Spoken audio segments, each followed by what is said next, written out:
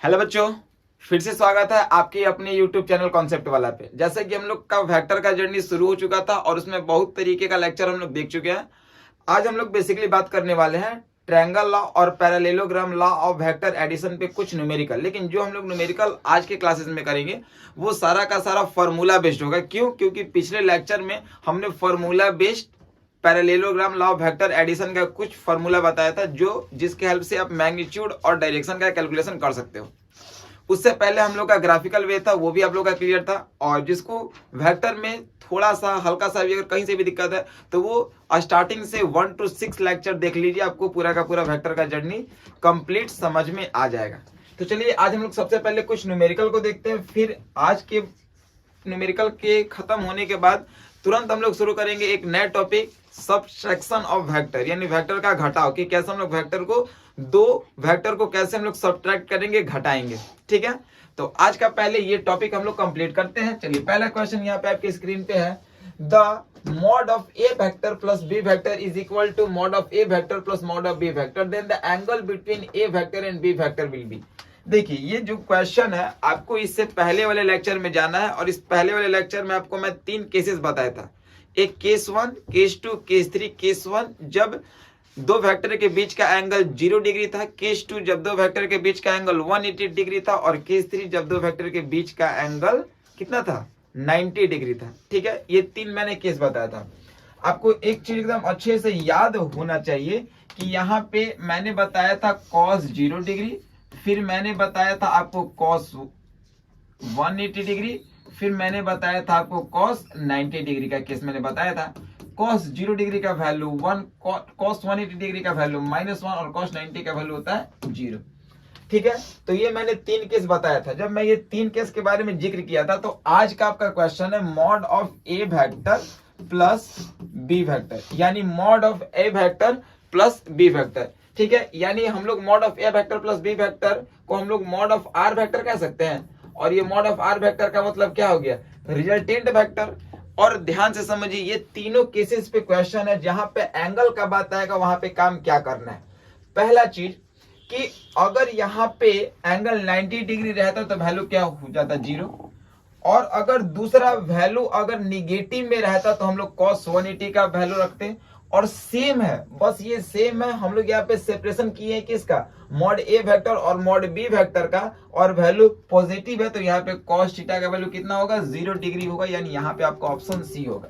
ठीक है, यानी mod of A vector plus mod of B vector is equal to R vector होता है। और हम लोग आर वेक्टर का मॉड पढ़े थे, क्या पढ़े थे, स्क्वायर रूट ए का स्क्वायर प्लस बी का square plus 2ab cos theta. तो यहाँ पे cos अगर 0 डिग्री लेके अगर हम लोग चलते हैं तो आर वेक्टर का जो मॉड था वो क्या आएगा, यहाँ पे A square plus B square plus 2ab cos 0 का वैल्यू 1, तो 2ab इंटू 1 2ab होगा। और ये फॉर्मूला आपको दिया गया था किसका, आर वेक्टर का mod is equal to square root A square plus B square plus 2ab। ये हम लोग सिंपली जानते हैं किसका, a प्लस बी का होल स्क्वायर। सबको पता है ना भाई, a प्लस बी का ये होल स्क्वायर का ये फॉर्मूला होता है। ठीक है, तो जब मॉड ऑफ आर वेक्टर यहां से हम लोग निकालते हैं, मॉड ऑफ आर वेक्टर जब निकालते हैं तो इसको हम लोग क्या कह सकते हैं, a प्लस बी का होल स्क्वायर। ठीक है, और ये पहले से आपका स्क्वायर रूट है तो ये से ये खत्म हो गया। तो आर वेक्टर का mod equal to a plus B है, तो इसको हम लोग mod of A vector plus mod of B vector भी बोल सकते हैं। तो इसके बीच का एंगल कितना था, 0 डिग्री। इस क्वेश्चन का राइट आंसर कितना होगा, 0 डिग्री होगा। ठीक है, अगर वैल्यू आपका निगेटिव में आता है, जैसे अगर आता है A vector mod of A vector minus mod of B vector, तो आंसर वहां पे होता cos 180 डिग्री। और जब square root A square plus B square आता तो वहां पे होता cos 90 डिग्री। ये बहुत इंपॉर्टेंट है, हर एक एग्जाम में इसका 1-2 क्वेश्चन पूछा जाता है, तो आप लोग इस चीज को, इस ट्रिक को अच्छे से ध्यान से देखना है और समझना होगा। ठीक है ना, आइए अगले क्वेश्चन की ओर हम लोग बढ़ते हैं। ये भी बढ़िया क्वेश्चन है, on which pair of the following force will never give resultant force of 2 Newton. ठीक है, आपके पास ये 4 ऑप्शन दिए गए हैं, आपके पास ये 4 ऑप्शन दिए गए हैं, और इस 4 ऑप्शन में से बताना है कि इनमें से किसका वैल्यू, इनमें से किसका जो वैल्यू होगा, इनमें से किसका जो वैल्यू होगा उसका रिजल्टेंट जो होगा, किस फोर्स का जो पेयर होगा उसका जो रिजल्टेंट वेक्टर होगा वो कभी भी 2 न्यूटन के बराबर में नहीं होगा, या फिर 2 न्यूटन के मल्टीपल में नहीं होगा। ठीक है, 2 न्यूटन का मतलब इसके इक्वल और इसके मल्टीपल में नहीं होगा। तो आप यहाँ पे एक ट्रिक मैं आपको बता रहा हूं, जब ऐसा क्वेश्चन पूछता है कि जब वेक्टर कब इसका इक्वल होगा या नहीं होगा, तो 2 काम करना है आपको। अगर दो फोर्सेस दिया हुआ है तो दोनों का पहले ऐड करो, दोनों का सब्ट्रैक्ट करो, अगर वो इसके मल्टीपल में आता है तो वो आपका ऑप्शन सही होगा। ठीक है, इस चीज को ध्यान देना। तो पहले हम 2 + 2 किए, ठीक है, फिर क्या किए 2 - 2, तो इसका वैल्यू 4 और इसका वैल्यू 0, तो 4 और 0 जो है वो मल्टीपल ऑफ 2 है, तो पहला जो ऑप्शन है वो आपका सही होगा। ठीक है, 1 + 1, तो अगर हम लोग 1 + 1 करेंगे तो 1 + 1 कितना होगा 2 होगा, और 1 - 1 करेंगे तो ये कितना होगा 0, यानी ये भी इसके मल्टीपल में है या इसके इक्वल है। 1 और 3, तो इसमें बड़ा वैल्यू, बड़ा फोर्स कौन है 3 न्यूटन, तो हम लोग यहाँ पे 3 + 1 करेंगे तो 4 होगा, और 3 - 1 करेंगे तो यहाँ पे हमारा 2 होगा, यानी ये भी 2 और 2 के मल्टीपल में है। लेकिन ये भी सही है हमारा, ये भी सही है, ये भी सही है, लेकिन अगर हम लोग इसको सॉल्व करते हैं तो ये क्या है 4 - 1, और हम लोग क्या करेंगे 4 + 1, तो 4 - 1 3 और 5, ये 3 और 5 जो फोर्स का पेयर है, ये जो 3 और 5 जो फोर्स का पेयर है, ये कभी भी 2 Newton of force resultant vector के बराबर नहीं होगा। तो ये तीनों आपका ऑप्शन सही है और ये गलत है। तो आपसे नेवर पूछा है, तो ऑप्शन जो होगा इस क्वेश्चन का डी, यानी इस क्वेश्चन का ऑप्शन नंबर 4 डी जो होगा वो बिल्कुल ही सही होगा।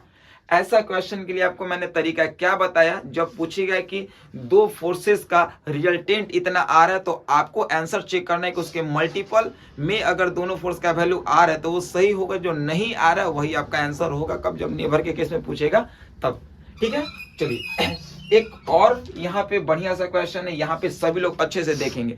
क्वेश्चन अगर कोई मिलता है तो आप लोग उसको कोशिश कीजिए मैनेज करने का, तरीका क्या है उसके वे से चलिए, क्योंकि देखिए क्वेश्चन बहुत सारा है, वेरियस टाइप्स ऑफ क्वेश्चन है। अगर क्वेश्चन हम लोग 4 लाख 5 लाख देखेंगे तो क्वेश्चन बहुत जल्दी खत्म तो हो नहीं पाएगा। तो आपको क्या करना है, तरीका समझना है और हर टॉपिक पे 1 2 3 4 5 क्वेश्चन कर ही लेना है, तब जाके आपका वो कंप्लीट होगा। जैसे मैंने वेक्टर का 6-7 लेक्चर दे दिया आपको, तो आपको क्या करना है कि पर डे अपना जो लेक्चर उसको कंप्लीट करके सबसे पहले आपको उसका पर्सनली नोट्स बनाना है। नोट्स बनाने के बाद जो मैं क्वेश्चन करा रहा हूँ उसको, और उसके साथ साथ कुछ आप एक्स्ट्रा बुक एनसीईआरटी वगैरह या फिर कोई साइड बुक हेल्प बुक से आप क्वेश्चन को कर लेना, तब जाके आपका इसका जर्नी बहुत अच्छे से समझ में आएगा और काफी अच्छा लगेगा। अगला क्वेश्चन क्या कर रहा है, the maximum and minimum magnitude of the resultant of 2 given vector are 17 unit and 7 unit. मतलब मैक्सिमम वैल्यू, तो आपको पता है कि मैक्सिमम वैल्यू जोड़ने से आता है, मतलब a + b का वैल्यू दे दिया यहाँ पे 17, ये हो गया मैक्सिमम वैल्यू। ये आपका क्या हो गया मैक्सिमम, इसको यहाँ पे हम लोग कर लेते हैं, यानी मैक्सिमम वैल्यू दिया रिजल्टेंट का, यानी a + b का वैल्यू दे दिया 17, ठीक है, and the minimum magnitude of the vector is 7 unit, तो यानी a - b का वैल्यू कितना दे दिया आपका 7 यहाँ पे दे दिया। अब अगर हम दोनों को जोड़ते हैं तो यहाँ पे आपका क्या होगा, तो पहले आप देखिए यहाँ पे क्वेश्चन को कैसे हम यहाँ पे जोड़ने का प्रयास किए। तो सबसे पहले आपको क्वेश्चन में दिया है कि मैक्सिमम और मिनिमम वैल्यू दिया है, तो हम लोग पहले मैक्सिमम और मिनिमम वैल्यू को लिख देंगे। फिर बोल रहा है कि 2 वेक्टर दिया है राइट एंगल पे, तो मैग्नीट्यूड बताना है। तो इन दोनों में से पहले a और b का तो वैल्यू चाहिए ना भाई, 2 वेक्टर तो आपको दिया है, बात तो बिल्कुल सही, एक वेक्टर और एक वेक्टर लेंगे, लेकिन ये दोनों वेक्टर तो हमको पता होना चाहिए ना। तो दोनों वेक्टर के लिए पहले इसको हम लोग अलजेब्रिक इक्वेशन इसको सॉल्व करेंगे, इसमें से एक वैल्यू मिलेगा, एक वैल्यू को दूसरे में पुट करेंगे, दूसरा वैल्यू मिलेगा। जब दूसरा वैल्यू मिल जाएगा तो दोनों वेक्टर को 90 डिग्री पे प्लेस करके रिजल्टेंट वेक्टर का कैलकुलेशन कर देंगे, ठीक है ना। तो ये तरीका आपका गिव वे होना चाहिए। तो जब हम लोग इसको ऐड करेंगे तो 17 और 7 कितना होता है, तो 17 3 20 और 4 24 होता है, is equal to plus minus ये कट गया, a और a कितना हो जाएगा 2a, यानी 2a = 24, तो a = आपका हो जाएगा 24/2, यानी a का वैल्यू आपका हो गया 12। a का जो वैल्यू कितना हो गया आपका 12 हो गया। तो अब एक के वैल्यू को इसमें पुट कर दो, तो यानी a + b = आपका 17 था, ठीक है। तो a का वैल्यू हो गया 12 + b = 17। तो जब यहाँ से b निकालोगे तो 17 - 12, यानी b का जो वैल्यू है आपका एक्यूरेट आ जाएगा 5।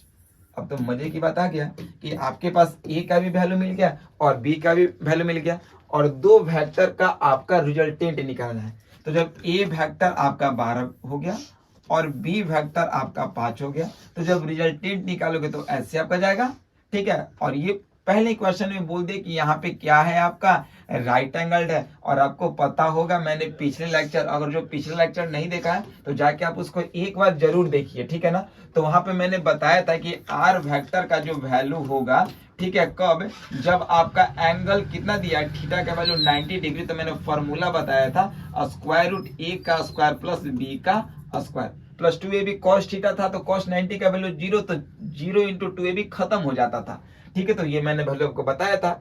और यहाँ पे 5 और 12 है, ठीक है। तो जब यहाँ पे आर वेक्टर, ये आपको आर वेक्टर निकालना है, इसको आप मान लो ए वेक्टर, इसको मान लो बी वेक्टर। तो जब आपको आर वेक्टर निकालना है तो आर वेक्टर के लिए क्या करोगे, स्क्वायर रूट ए का स्क्वायर और प्लस बी का स्क्वायर कर दोगे, ठीक है। तो यहाँ पे ये आपका क्या हो जाएगा, यहाँ पे आपका ये आर वेक्टर हो जाएगा, यहाँ पे क्या हो जाएगा, ये आर वेक्टर। तो जब आर वेक्टर निकालोगे यहाँ पे, तो ए स्क्वायर, ए आपका कितना है 12, तो 12 का स्क्वायर करोगे तो 144, प्लस यहाँ पे 5 का स्क्वायर करोगे तो 25। 144 और 25 जो होता है वो कितना होता है, तो वो होता है 169, और 169 परफेक्ट स्क्वायर रूट है किसका, 13 का, तो आर का वैल्यू हो गया 13, ठीक है। तो यानी यहाँ पे दो वेक्टर का जो रिजल्टेंट है वो 13। चलिए ऑप्शन आपका दिया हुआ है डी, यानी ऑप्शन जो होगा वो 13 यहाँ पे होगा। या एक यहाँ पे और ट्रिक है, आपको पाइथागोरस ट्रिपलेट पता होगा, आपको पाइथागोरस ट्रिपलेट पता होगा। पाइथागोरस ट्रिपलेट में आपको बताया गया कि जहां पे 5 और 12 रहता है तो अगला जो आता है वो क्या आपका होता है, 13 होता है। अगला जो आता है वो क्या होता है, 13। तो ये आपका वेरियस टाइप्स ऑफ क्वेश्चन था जो ट्रायंगल और पैरेललोग्राम लॉ पे बेस्ड था, लेकिन ये न्यूमेरिकली बेस्ड था, ठीक है। ग्राफिकली मैंने पिछले लेक्चर में कर रखा था, ठीक है। तो अब हम लोग करेंगे वेक्टर का सब्ट्रैक्शन, ठीक है। तो अभी हम लोग बात कर रहे थे कुछ न्यूमेरिकल का। अब जो सबसे इंपॉर्टेंट टॉपिक है सब्ट्रैक्शन ऑफ वेक्टर, तो इसके बारे में अब हम लोग आगे की जर्नी शुरू करेंगे। सब्ट्रैक्शन ऑफ वेक्टर एक्चुअली में ये होता ही नहीं है। हम लोग को वेक्टर का सब्ट्रैक्ट करने का, भले उसका आंसर मिल जाए, उसका न्यूमेरिकल वैल्यू मिल जाए, लेकिन एक्चुअली ये सब्ट्रैक्शन ऑफ वेक्टर टॉपिक ही गलत है। एक्चुअली में हम लोग इसका जो रिजल्ट का फाइंड आउट करेंगे वो वेक्टर के एडिशन से ही करेंगे। आइए इस चीज को हम लोग समझते हैं डिटेल से कि सब्ट्रैक्शन ऑफ वेक्टर, यानी आज का क्लासेस में हमको बात करना है A vector minus B vector का वैल्यू क्या होगा। मैंने आपको पहले ही बताया सब्ट्रैक्शन नाम का कोई टर्म होता ही नहीं है। इसको हम लोग बेसिकली कह सकते हैं ना, A vector plus minus of B vector. यानी हमने क्या किया भाई, हमने सिंपली किया यहाँ पे कि दो वेक्टर लिए, एक वेक्टर का नाम है ए वेक्टर और एक वेक्टर का नाम है माइनस बी वेक्टर, ठीक है। यानी ये निगेटिव वेक्टर है, तो दो वेक्टर को हम लोग क्या कर रहे हैं, यहाँ पे ऐड कर रहे हैं। दो वेक्टर को हम लोग यहाँ पे क्या कर रहे हैं, ऐड कर रहे हैं। इसी का रिजल्टेंट वेक्टर यानी मैग्नीट्यूड और दूसरा डायरेक्शन का वैल्यू बताना है। आइए हम लोग इसको सीखते हैं, हम लोग इस चीज को क्लियर करते हैं। सबसे पहले हम लोग यहाँ पे क्या करेंगे कि हम लोग के पास दो वेक्टर, एक वेक्टर आपका है ए वेक्टर और एक वेक्टर है थीटा एंगल पे, दूसरे वेक्टर को प्लेस किए बी वेक्टर, इसके बीच का एंगल क्या है हमारा, थीटा है। तो जब हम लोग यहाँ पे पैरेललोग्राम लॉ सीख रहे थे तो क्या कर रहे थे, दोनों वेक्टर का टेल से टेल यानी ताल से ताल मिला रहे थे ना। ए वेक्टर, ये बी वेक्टर को हम लोग पैरेलली शिफ्ट करके यहाँ से हम लोग बी वेक्टर को रख ले रहे थे। इसके पैरेलल में एक लाइन ड्रॉ कर रहे थे, इसके पैरेलल में एक लाइन ड्रॉ कर रहे थे, जहां पे ये मीट कर रहा था। That means the formation of parallelogram, ठीक है। रिजल्टेंट जो था वो दोनों वेक्टर के टेल से शुरू हो रहा था और ये डायगोनली जाके समाप्त हो रहा था। That means R vector means magnitude. इसके बीच का टोटल एंगल आपका थीटा था, लेकिन जो हमको एंगल निकालना था वेक्टर में वो अल्फा हम लोग निकाल रहे थे विथ रिस्पेक्ट टू ए। तो ये हमारा क्या था, तो ये हमारा सिंपल सा एक टॉपिक बना था जिसको हम लोग क्या बोलते थे, इसको हम लोग बोलते थे parallelogram law of vector addition बोलते थे। इसको हम लोग क्या बोलते थे, parallelogram law of vector addition, ठीक है ना। तो अब का जो हमारा स्पेशल टॉपिक है वो क्या करेंगे कि कैसे हम लोग दोनों वेक्टर को ऐड करेंगे, लेकिन एक पॉजिटिव रहेगा और एक नेगेटिव ऑफ ए वेक्टर रहेगा। आइए इस चीज को समझिए। आपका ये ए वेक्टर है, ये आपका क्या था, बी वेक्टर था, इसके बीच का एंगल क्या था, थीटा था। तो हम आपको यहाँ पे बताए हैं, यहाँ पे आपको पहले लिख देते हैं ताकि आपको चीजें इजी वे में क्लियर होते जाए।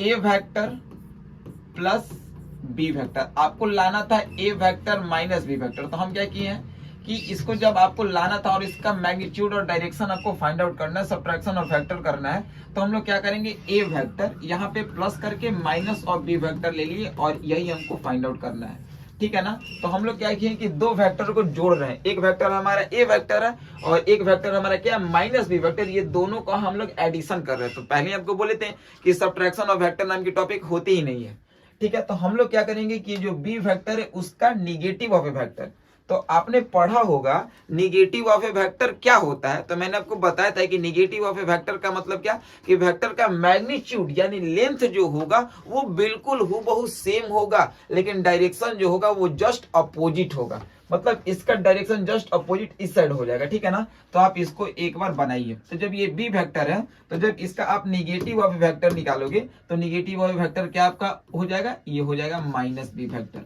तो सेम जो ऊपर आप पैरेललोग्राम को फॉर्म करे तो वो नीचे करो, इसको आप ढक लो। ठीक है ना, तो इसका पैरेललोग्राम का फॉर्म हम कर रहे हैं भाई, इसका पैरेललोग्राम का फॉर्म कर रहे हैं। ठीक है, और इसका जो रिजल्टेंट होगा वो दोनों वेक्टर के टेल से डायगोनली शुरू होगा। तो ये दोनों वेक्टर का टेल है, यहां से हमारा डायगोनली शुरू हुआ, ये हो गया हमारा आर वेक्टर। क्लियर है ना भाई, ये हमारा हो गया आर वेक्टर, इसको छोड़ दो। तो हमको क्या देखना है, ए वेक्टर और माइनस बी वेक्टर के बीच का एंगल। तो जब ये थीटा है तो ये पूरा क्या हो जाएगा 180 माइनस थीटा, ये क्या हो जाएगा 180 माइनस थीटा। देखिए तो 180 माइनस थीटा जो है वो ए वेक्टर और माइनस बी वेक्टर के बीच का एंगल है। तो आप ध्यान दीजिएगा, हम यहाँ पे 2-3 आपको फॉर्मूला बताएंगे, लेकिन जो लास्ट वाला फॉर्मूला होगा उसमें जो एंगल दिया रहेगा वही आपको प्रयोग करना होगा। ये बात को बहुत बेहद ध्यान दीजिएगा। और एक दो और बात आप याद रखिएगा, ये फॉर्मूला होता है cos 180 minus theta is equal to होता है माइनस कॉस थीटा। ठीक है, और दूसरा आपका होता है sine 180 minus theta is equal to plus sine theta. यानी आपको कहीं ना कहीं ट्रिकोमेट्री का कुछ ना कुछ रूल आपको पता करना होगा। ठीक है, चलिए आइए अब हम लोग यहाँ पे सॉल्व करते हैं। तो जब हम लोग सॉल्व करने जाएंगे तो क्या बात किए थे कि जब आर का मतलब क्या, रिजल्टेंट। तो जब हम लोग आर निकालते थे तो यहाँ पे हम लोग क्या देखते थे, आर का जब स्क्वायर करते थे तो क्या पढ़ते थे, ए का स्क्वायर प्लस बी का square plus 2ab cos theta. देखो ये ए और बी क्या है, मैग्नीट्यूड है, रिजल्टेंट क्या है, मैग्नीट्यूड है, वेक्टर नहीं आपका। अगर वेक्टर रहता तो यहाँ पे पॉजिटिव और नेगेटिव ले सकते थे ना, ये हमारा मैग्नीट्यूड है। ठीक है, तो जब यहाँ पे हम लोग आर स्क्वायर निकालते थे तो ये ए का स्क्वायर प्लस बी का square plus 2ab cos theta. तो अब यहाँ पे cos थीटा जो लेंगे वो एंगल किसके किसके बीच का लेंगे, ए वेक्टर और माइनस बी वेक्टर, क्योंकि हमको ए वेक्टर और माइनस बी वेक्टर का वैल्यू चाहिए ना।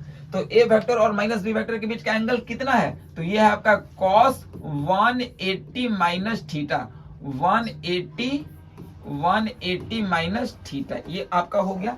अब देखिए जब हम लोग यहाँ पे आर निकालते थे तो ये स्क्वायर उधर जाता था तो स्क्वायर रूट बन जाता था। ठीक है, ए का स्क्वायर प्लस बी का square plus 2ab cos 180 minus theta. तो cos 180 माइनस थीटा होता था माइनस cos थीटा। तो माइनस cos थीटा जब होता था भाई, तो जब यहाँ पे r का हम लोग मॉड निकालते थे तो ये बताइए क्या हो जाएगा, स्क्वायर रूट ए का स्क्वायर प्लस बी का स्क्वायर और plus minus 2ab cos theta.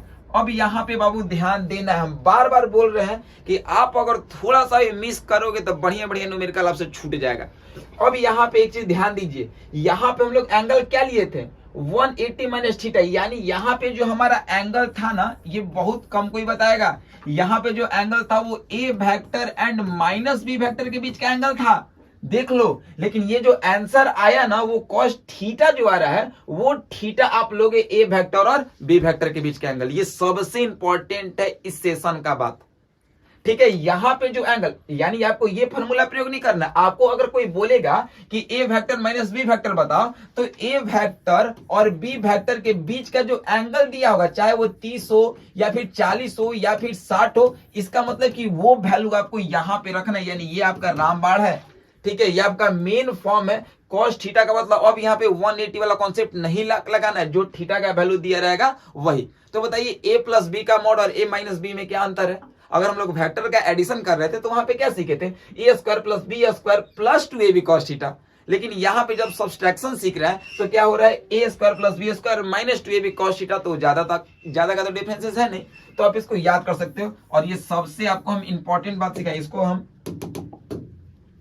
Circle कर दे रहे हैं, इसको हम मेन इंपॉर्टेंट कर दे रहे हैं, आप इसको एकदम ध्यान देना। ठीक है ना, इसको हम यहाँ पे क्या किए ये आपको बताएं कि जो थीटा है वो ए वेक्टर और बी वेक्टर के बीच का निकालोगे जब इन दोनों के बीच का जो एंगल दिया रहेगा। तो 180 वाला नहीं निकालोगे, ये हम फॉर्मूला को प्रूफ करने के लिए निकाले हैं। ठीक है। तो अगर हम लोग वेक्टर का सब्ट्रैक्ट करते हैं, वेक्टर का क्या करते हैं, सब्ट्रैक्ट करते हैं, तो उस केस में जो मैग्नीट्यूड आएगा वो क्या आएगा, square root A square plus B square minus 2ab cos theta. आइए अब यहाँ पे आपका मैग्नीट्यूड तो निकल गया। जब आपको डायरेक्शन निकालना है तो डायरेक्शन के लिए आपको पता है ना, डायरेक्शन के लिए तो आपको पता है, क्या पता था कि डायरेक्शन के लिए हम लोग निकालते थे tan अल्फा। अब यहाँ पे अल्फा का मतलब क्या है, इसके बीच का एंगल, तो ये आपका अल्फा भी है, ठीक है। तो जब tan अल्फा निकालते थे तो tan अल्फा इक्वल टू क्या था, फॉर्मूला आपको याद है, b sin theta by a plus b cos theta, यही था ना भाई, ठीक है। tan अल्फा का फॉर्मूला तो यही था, किसके लिए, तो tan अल्फा हम लोग निकालते हैं डायरेक्शन, किसका डायरेक्शन भाई मेरे, तो वेक्टर का डायरेक्शन के लिए। तो अब यहाँ पे जरा आगे हम लोग करते हैं, tan अल्फा जब निकालेंगे तो b sin थीटा, तो साइन हम लोग कितना लेके चल रहे हैं, यहाँ पे अल्फा का जो वैल्यू है वो कितना है, a माइनस बी वेक्टर के बीच का, तो 180 माइनस थीटा, तो यहाँ पे हम लोग लेंगे साइन कितना 180 minus theta by a plus B cos theta, तो थीटा कितना 180 माइनस थीटा। अब यहाँ पे इसको सॉल्व करो, तो जब यहाँ पे सॉल्व करोगे तो tan alpha equal to B sine 180 minus theta आपको क्या बताया, प्लस साइन थीटा, तो ये प्लस साइन थीटा बताया है ना, तो यहाँ पे आपका साइन थीटा ही होगा, वैल्यू पॉजिटिव ही होगा, by a plus B cos 180 minus theta, और cos 180 minus theta minus cos theta होता है, ठीक है। तो जब माइनस कॉस थीटा होता है तो यहाँ पे क्या कर दोगे, तो जब इसका वैल्यू माइनस आएगा तो प्लस माइनस क्या हो जाएगा, माइनस, तो a माइनस बी यहाँ पे हो गया कॉस थीटा, लगभग आपका वही है, हल्का सा बस साइन का डिफरेंसेस है। तो आप यहाँ पे सीखे कि जब हम लोग किसी भी दो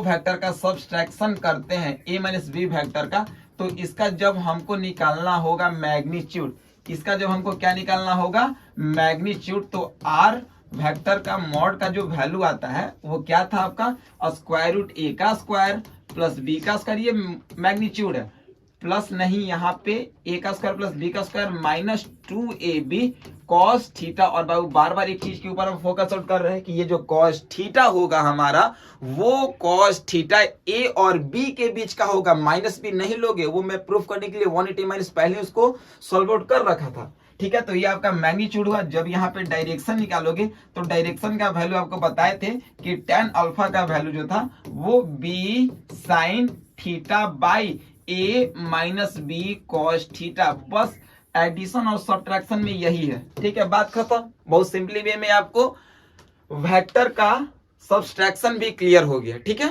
तो अब हम बात करते हैं इस पे कुछ क्वेश्चन का, ठीक है। पहला क्वेश्चन इस पे क्या है, यानी ये जो क्वेश्चन है ना वो दोनों पे बेस्ड है, यानी एडिशन और सब्ट्रैक्शन पे। आप लोग इस क्वेश्चन को ध्यान से देखिएगा और कोशिश कीजिएगा बनाने के लिए। Two vector A and B vector, यानी दो वेक्टर है, एक का नाम है ए वेक्टर, एक का नाम है B vector, are such that mod of a vector plus b vector is equal to mod of a vector minus b vector, then what is the angle between both vector a and b, ठीक है। तो यहाँ पे आपका ये दोनों addition और subtraction दोनों का कहानी है, तो आइए इसको हम लोग समझते हैं। बताइए mod of a vector plus b vector का ये जो मॉड है इसको हम लोग r वेक्टर कह सकते हैं, ठीक है। Mod of a vector minus b vector का जो मॉड है इसको हम लोग क्या बोल सकते हैं, r वेक्टर, ये दोनों इक्वल दिया है। तो बताइए एडिशन ऑफ वेक्टर और सब्ट्रैक्शन ऑफ वेक्टर में रिजल्टेंट वेक्टर का वैल्यू आपको पता था, वो क्या था। अगर हम लोग एडिशन वाला बात कर रहे थे तो स्क्वायर रूट a का स्क्वायर प्लस b का square plus 2ab cos theta होता था, ये तो सबको क्लियर था। और उसी प्रकार से जब हम लोग सब्ट्रैक्शन ऑफ वेक्टर पढ़ते थे तो उस केस में r का वैल्यू क्या था, क्योंकि दोनों इक्वल है, यहाँ पे देखिए यहाँ पे दिया है, तो इस केस में इसका वैल्यू था स्क्वायर रूट a का स्क्वायर प्लस b का square minus 2ab cos theta, ठीक है ना। अगर एडिशन ऑफ वेक्टर कर रहे थे तो प्लस 2ab cos थीटा था, और जब सब्ट्रैक्शन ऑफ वेक्टर कर रहे थे तो माइनस 2ab cos थीटा था। अब ये दोनों को इक्वल करना है, तो देखिए रूट से रूट आपका खत्म, a स्क्वायर b स्क्वायर से स्क्वायर b स्क्वायर खत्म, ठीक है। तो अब बच गया ये माइनस 2ab, इधर आएगा तो क्या हो जाएगा प्लस 2ab, तो 2ab क्या हो जाएगा 4ab cos theta is equal to क्या होता है 0, ठीक है। तो अब यहाँ पे जब हम लोग cos थीटा का बात करेंगे तो cos theta equal to 0 by 4ab का वैल्यू क्या हो गया 0, और cos थीटा का वैल्यू 0, यानी थीटा का वैल्यू होगा कितना डिग्री 90 डिग्री, यानी इसका आंसर हो जाएगा 90 डिग्री आंसर, ठीक है ना। सबको ये क्लियर था।